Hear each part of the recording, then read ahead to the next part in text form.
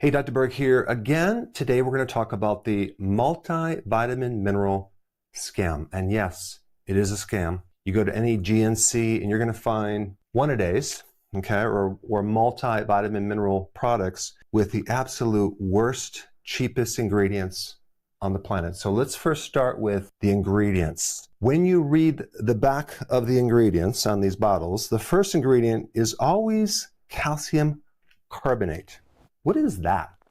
That's limestone. And also you need to realize that first ingredient is usually the majority of the product. So this is why these vitamin bottles are so heavy, because we have rocks in them. There's two things you have to be careful about taking in a supplement. One is iron, because our bodies have a very difficult time getting rid of it. Number two, calcium, and especially the carbonate version, because the body has to literally go through many different steps, I think up to 12 steps before it gets absorbed. So we're not talking about the calcium that comes from cheese or dairy. We're talking about a calcium in the earth. So it's a very different form of calcium. All right, the next ingredient you're going to see in a lot of these products is magnesium oxide. Again, another very inexpensive ingredient. And the type of magnesium is very important because magnesium oxide has the lowest bioavailability, the absorption. So we're talking about like 3 to 4% gets absorbed versus magnesium glycinate, which is more expensive, but you absorb 80%. Some people say, well, oh, it's cheap, that's fine, I'll just take more. Well, the more you take, the more it becomes a laxative, so it comes with a package. It might be good if you have constipation, but other than that, that's not the form that I would recommend. And then we have the next ingredient, ascorbic acid. You have two types of vitamins. You have synthetic and natural. And even the synthetic ones, which are more man-made in a lab, they can call them natural because there's no legal definition of the word natural. Because synthetic could come from petroleum and that comes from nature, right? Or coal tar, well, that's from nature, it could be natural. You will probably hear from certain medical experts that there's no difference between natural and synthetic. If we're looking at the molecule, it's the same molecular structure at the basic level. But let me just ask you this, how can you tell me that you're going to take coal tar, okay, and you're going to take other chemicals and you're going to synthesize a vitamin and you're going to tell me that's the same as something that came from nature?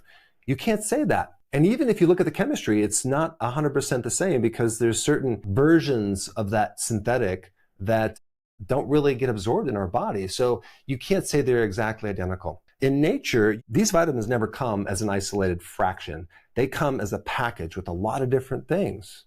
And this is why, number 4, what is missing is something called cofactors. A cofactor is something that actually helps something.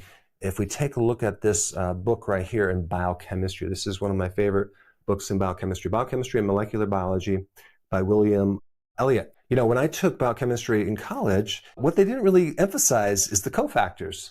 Cofactors are vitamins and minerals. Biochemistry cannot work without cofactors, without vitamins and minerals. That's one of the purposes of why we need nutrition, okay, for these biochemical pathways to occur. If we're dealing with making hair and body tissue or even breaking down food, all these chemical pathways require certain nutrition. Now that's one purpose of nutrition. I'm kind of bouncing in this presentation, but I think it's important to know why we need nutrients in the first place. Why would you need a multivitamin and mineral? Well, because we can't get it from food. That's true, but now you're going to get it from a multivitamin that is synthetic with a lot of additional things in there and fillers. You may not be getting what you think you're getting. We need vitamins and minerals for cofactors. We also need vitamins and minerals to activate our genes. Like even vitamin D activates over 2,000 genes, right? And then you have other vitamins that are involved in the making of neurotransmitters in body tissue. In nature, you never see this one single vitamin. It's always in a complex. And this is why I'm very much against taking just one specific vitamin unless it has the other cofactors, because eventually you're going to deplete these cofactors if you're taking just one vitamin, especially in higher doses. There's other fillers as well. Maltodextrin is a big one. I didn't know this until I actually kind of got more familiar with the manufacturing companies in vitamins and minerals.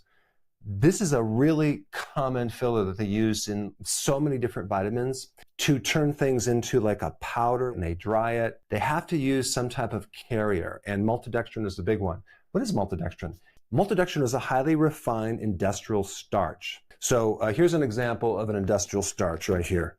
Corn starch. We're talking about a type of corn that's not even edible. It's called field corn or dent corn, very cheap. I mean, the taxpayers actually even subsidize that corn. So the price comes down to like under $200 per cubic ton. You can imagine how much of this stuff you can get for just pennies. And this is why they use it. It's a cheap filler.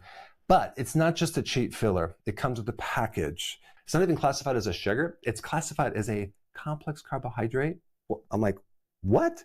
Like, what do you mean, like a potato or like rice? No. How can it be that if it acts so much like a sugar and it's so refined already? When you consume it, your blood sugar will spike way more than any sugar that you would eat. But somehow there's a legal loophole that they can call it a complex carbohydrate or a starch, but it behaves like a sugar.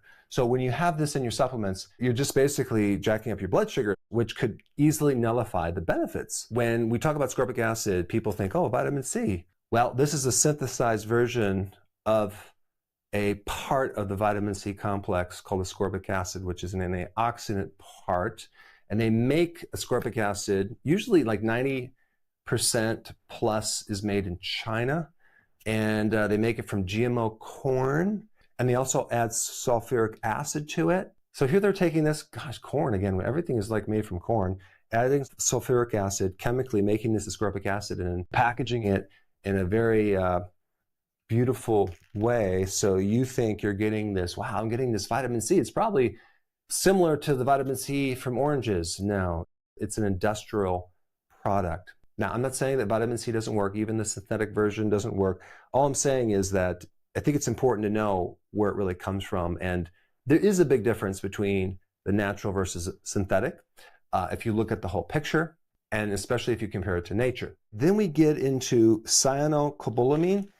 Again, the synthetic version of B12. A lot of people have a genetic issue absorbing or converting into the active form of B12 and folate, which is vitamin B9. And so if they're taking the synthetic version like folic acid, not folate, or the cyanocobalamin versus methylcobalamin, there could be a problem because it doesn't get converted and it backs up into the system. The point is, if you take too much of that and you have that genetic issue, which by the way, over 40% of the population has that problem, they can end up with side effects. The other interesting thing about the ingredients is where do the raw materials actually come from to make these multivitamin mineral products? There's really only 3, maybe 4 companies right now that sell the raw ingredients for all of these synthetic vitamins, and they're chemical companies.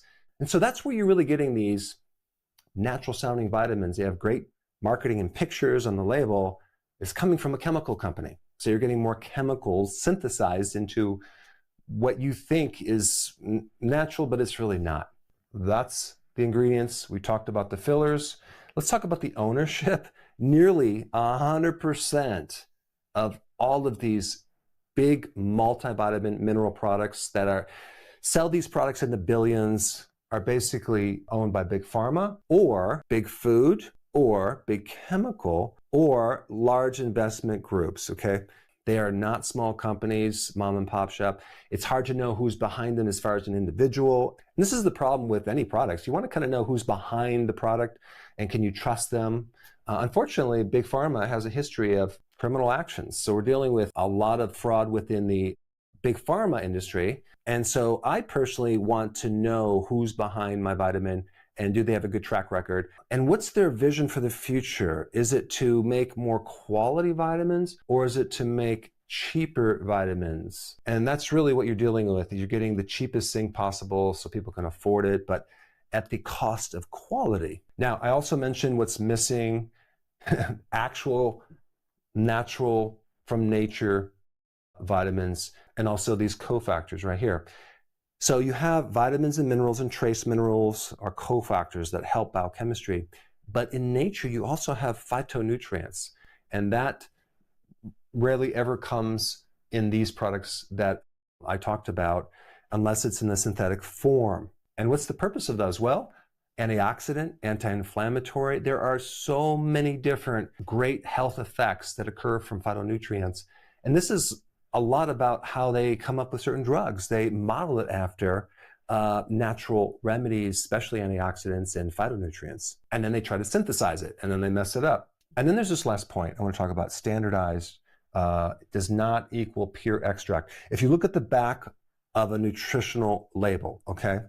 And let's say, for example, you're buying a ginseng extract and it says 100 milligrams, and it says standardized to 10% of this, the active compound in ginseng, which is 0.5 milligrams.